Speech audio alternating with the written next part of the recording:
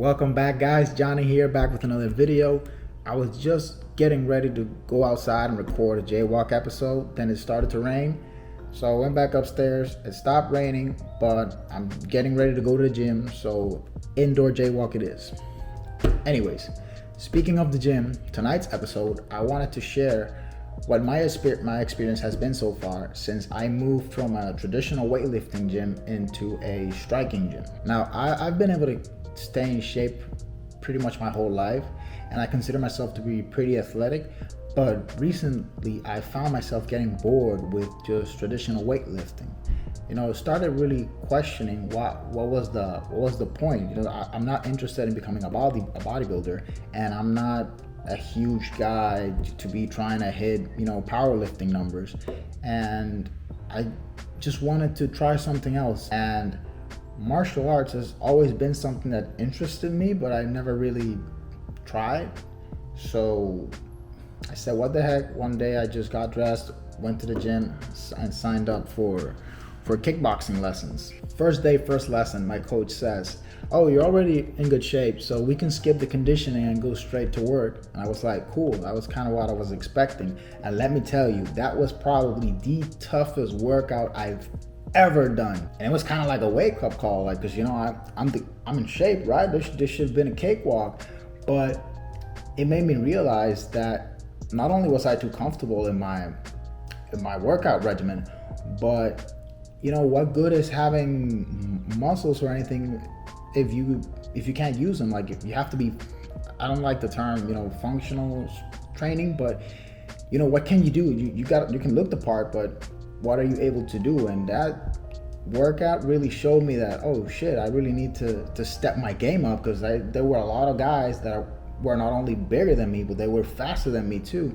And that's something that I noticed I was kind of missing, that pressure to be put in an environment where I'm not the best, because I actually like that competition, that I have a target, like an enemy I'm working towards beating. And that's something that instantly sparked my enthusiasm again, because I wasn't no longer bored. It was like, oh, I need to get better. I'm not as in shape or ready as I thought I was. And especially after getting punched in the face a few times, I quickly learned where I rank in the new environment. Another thing I learned is that when you have someone holding you accountable, you're going to push harder. What do I mean by this?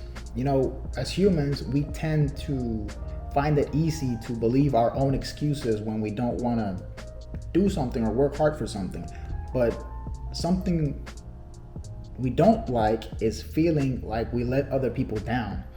And having a coach, in a way, gives me that extra incentive to push harder, because on those reps or exercises where I'm tired, or I'm starting to feel like I can ease up a bit, he just says, keep going, keep pushing. And that forces me to keep going. And I kept going, which means I could have done it, but had I been doing it by myself, I probably would have stopped because I was tired.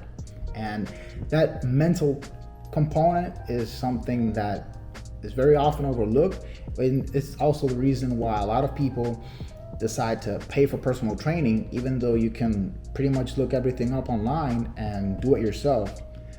But it is what it is. That's human psychology, and I'm not immune to it, as clearly been demonstrated. And that's definitely another thing I've learned so far.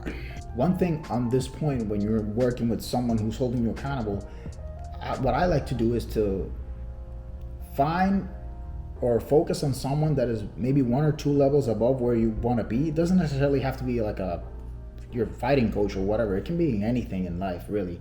Your job, training, business, whatever. Someone that's slightly above you, but it's realistically reachable for you, because it's a target you can aim at and a target you can get to. From there, then you'll repeat the whole process, and that's how you continue climbing up the tower of power. Another thing that I want to mention is that you become what you surround yourself with. Pretty sure everyone has heard the old adage that you're the sum of the 5 people you spend the most time with. That is very, very true. Because let me tell you, when you're constantly surrounded by people who are about it, who are pushing you, who are trying to be better, who are disciplined, who are serious about what they're doing, it's only a matter of time before those habits rub off on you. And the thing is, the reverse is also true. If you allow yourself to be surrounded by people who exude negative habits, then it's only a matter of time until those habits start to rub off on you. And lastly, I have to say, I must admit, and I'm glad I was reminded, that it is very, very fun to start at the bottom. Why? Because you can feel the progress. Once you've achieved a certain level of success at anything, it doesn't feel, how do I say, I don't want to say rewarding, but it doesn't feel as satisfying as when you're starting at the very bottom and you have to slowly climb your way back up. It's pretty much like a video game, right? Like, I used to play Grand Theft Auto when I was younger.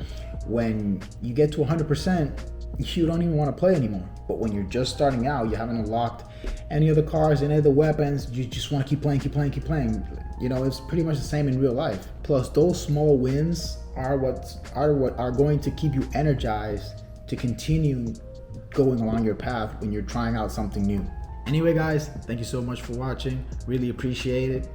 If you haven't noticed, I got a new whiteboard. I have a few ideas for future videos, so expect to see Professor Johnny soon. And I'm late to the gym, so I'll be seeing you. If you enjoyed the video, click a like and subscribe. That really helps out, and I'll see you in the next one.